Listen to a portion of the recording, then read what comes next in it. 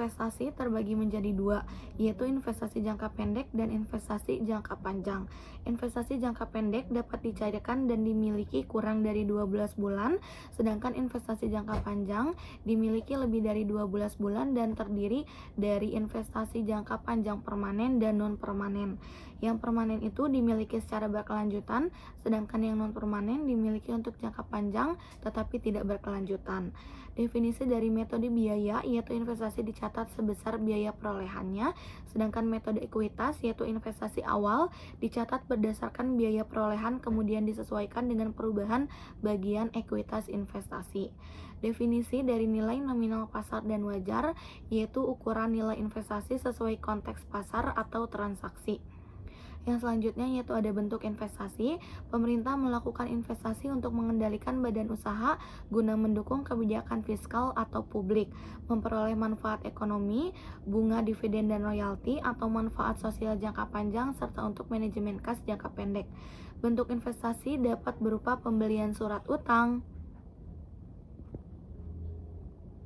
Bentuk investasi dapat berupa pembelian surat utang, instrumen ekuitas atau penyertaan saham atau kepemilikan yang dibuktikan dengan sertifikat atau dokumen sejenisnya. Klasifikasi investasi yaitu ada jenis investasi pemerintah.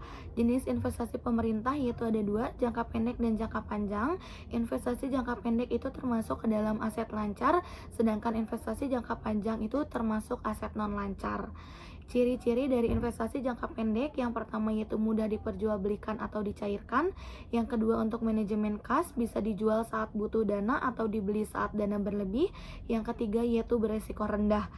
Yang bukan ciri-ciri dari investasi jangka pendek, yang pertama yaitu investasi untuk mengendalikan badan usaha, yang kedua yaitu untuk menjaga hubungan kelembagaan, yang ketiga yaitu tidak dimaksudkan untuk kebutuhan kas jangka pendek. Contoh dari investasi jangka pendek yang pertama yaitu deposito berjangka 3-12 bulan termasuk yang diperpanjang otomatis. Yang kedua yaitu surat utang negara atau SUN, jangka pendek dan sertifikat Bank Indonesia atau SBI. Yang ketiga yaitu saham yang dibeli untuk dijual kembali dalam kurang dari 12 bulan. Selanjutnya investasi jangka panjang. Investasi jangka panjang dibagi menjadi dua, yaitu permanen dan non-permanen. Investasi permanen adalah investasi jangka panjang yang dimaksudkan untuk dimiliki secara berkelanjutan. Istilah berkelanjutan adalah investasi yang dimaksudkan untuk dimiliki terus-menerus tanpa ada niat untuk memperjualbelikan atau melepas investasi. Investasi permanen yang dilakukan oleh pemerintah adalah investasi yang tidak diperjualbelikan, tetapi untuk mendapatkan dividen atau pengaruh yang signifikan dalam jangka panjang. Investasi permanen dapat berupa penyertaan modal pemerintah pada perusahaan negara atau daerah, badan internasional, dan badan usaha lain yang bukan milik negara. Yang kedua, investasi permanen lainnya yang dimiliki oleh pemerintah untuk menghasilkan pendapatan atau meningkatkan pelayanan kepada masyarakat. Sedangkan investasi non-permanen adalah investasi jangka panjang yang dimaksudkan untuk dimiliki secara tidak berkelanjutan. Istilah tidak berkelanjutan adalah kepemilikan investasi yang berjangka waktu lebih dari 12 bulan. Dimaksudkan untuk tidak dimiliki terus-menerus atau ada niat untuk memperjualbelikan atau menarik kembali. Investasi non-permanen yang dilakukan oleh pemerintah antara lain berupa obligasi atau surat utang jangka panjang yang dimaksudkan untuk dimiliki sampai dengan tanggal jatuh temponya oleh pemerintah. Yang kedua, penanaman modal dalam proyek pembangunan yang dapat dialihkan kepada pihak ketiga. Yang ketiga, dana yang disisihkan pemerintah dalam rangka pelayanan masyarakat seperti bantuan modal kerja secara bergulir kepada kelompok masyarakat. Yang terakhir, investasi non-permanen lainnya. Selanjutnya, pengakuan investasi.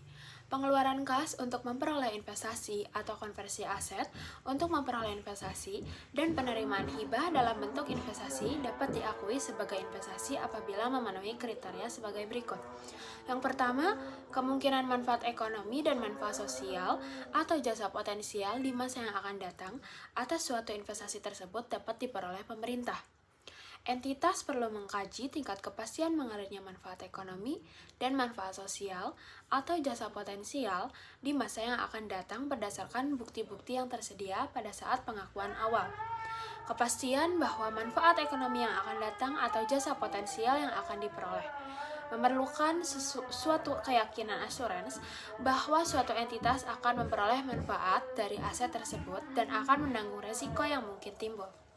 Selanjutnya, nilai perolehan atau nilai wajar investasi dapat diukur secara andal atau reliable.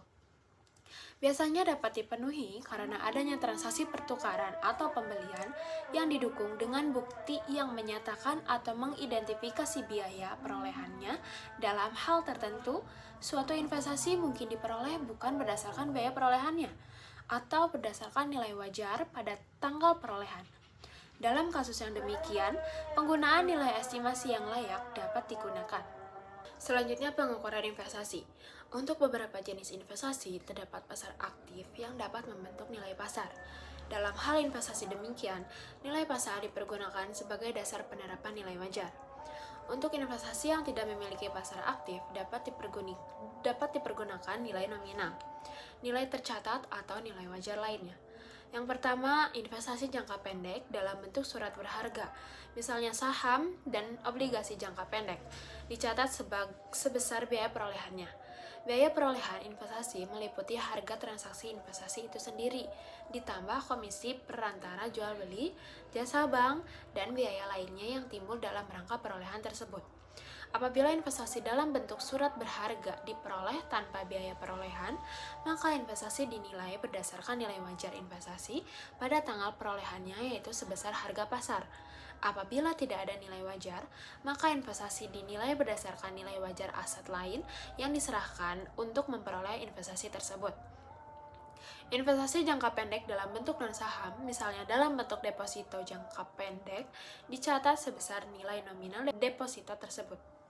Lalu yang kedua, ada investasi jangka panjang yang bersifat permanen, misalnya penyertaan modal pemerintah, dicatat sebesar biaya perolehannya meliputi harga transaksi investasi itu sendiri, ditambah biaya lain yang timbul dalam rangka perolehan investasi tersebut. Investasi non-permanen dalam bentuk pembelian obligasi jangka panjang dan investasi yang dimaksudkan tidak untuk dimiliki berkelanjutan dinilai sebesar nilai perolehannya. Investasi non-permanen yang dimaksudkan untuk penyehatan atau penyelamatan perekonomian dinilai sebesar nilai bersih yang dapat direalisasikan. Investasi non-permanen dalam bentuk penanaman modal di proyek-proyek pembangunan pemerintah dinilai sebesar biaya pembangunan termasuk biaya yang dikeluarkan untuk perencanaan dan biaya lain yang dikeluarkan dalam rangka penyelesaian proyek sampai proyek tersebut diserahkan ke pihak ketiga. Selanjutnya yang ketiga ada pertukaran dan valuta asing. Apabila investasi jangka panjang diperoleh dari pertukaran aset pemerintah, maka nilai investasi diakui sebesar nilai wajar aset yang diperoleh. Jika nilai wajar aset yang diperoleh tidak tersedia, nilai investasi diakui sebagai nilai wajar aset yang diserahkan atau nilai buku aset yang diserahkan apabila tidak diketahui nilai wajarnya. Nilai perolehan investasi dalam valuta asing yang dibayar dengan mata uang asing yang sama harus dinyatakan dalam rupiah dengan menggunakan nilai tukar atau kurs tengah bank sentral yang berlaku pada tanggal transaksi.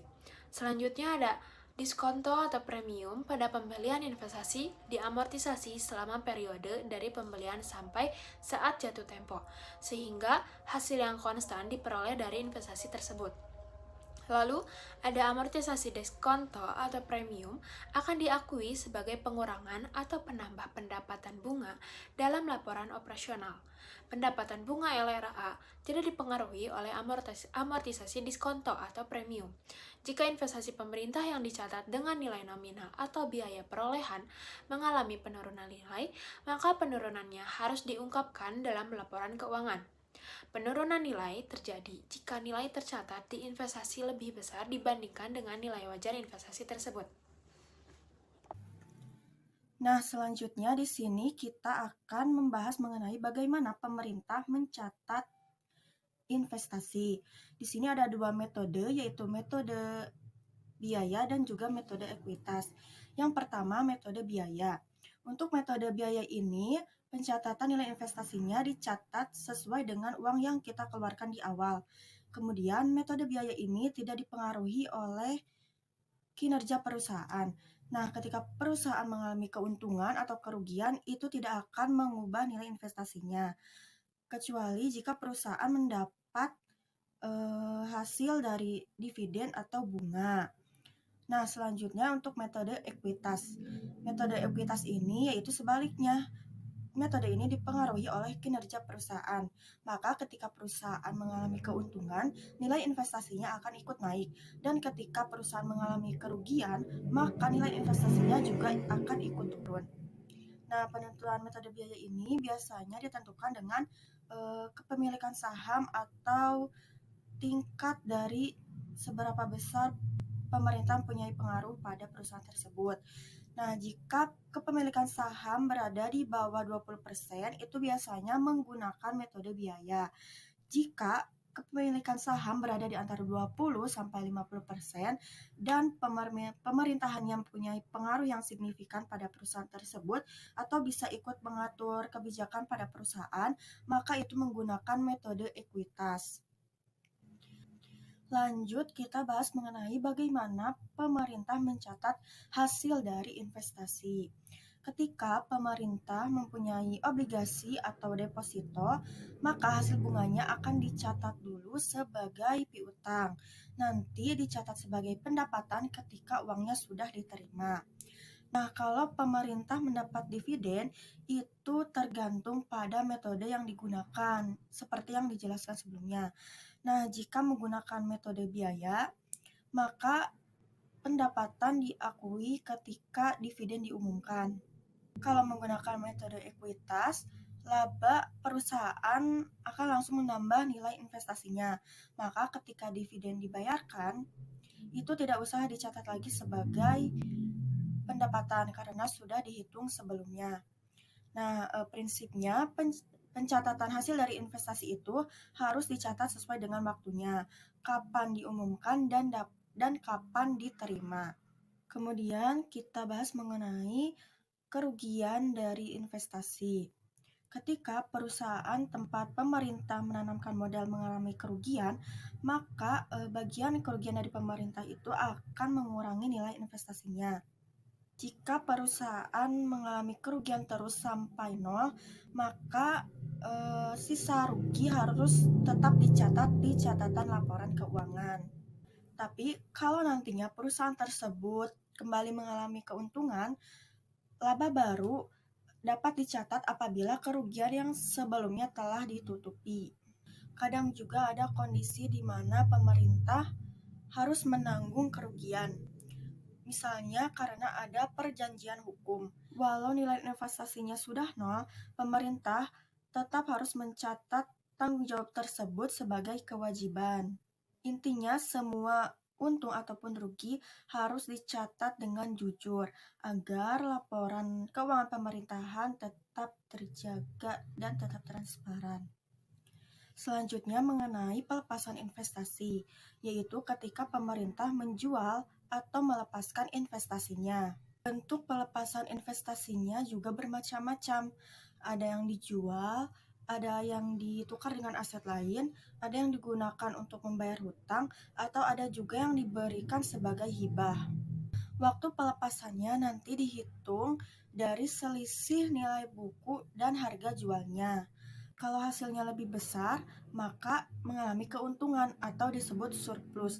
Dan apabila hasilnya lebih kecil, maka mengalami kerugian atau bisa disebut defisit. Selisih ini dicatat di laporan operasional pemerintah. Jadi pelepasan investasi bukan hanya tentang menjual aset, tapi juga soal mencatat laba atau rugi yang muncul dari transaksi tersebut. Nah, sekarang bagian terakhir yaitu pengungkapan investasi. Dalam laporan keuangan, pemerintah mempunyai kewajiban untuk menjelaskan beberapa hal penting, seperti jenis investasinya apa, metode akuntansi yang digunakannya, perubahan nilai pasar, dan kalau ada perubahan nilai, itu juga harus dijelaskan angkanya, dan juga perubahan persik kepemilikan jika ada. Semua ini diatur dalam PSAP 06 dan mulai dipakai sejak tahun 2017. Tujuannya supaya laporan keuangan tetap terbuka dan mudah dipahami, juga bisa dipertanggungjawabkan.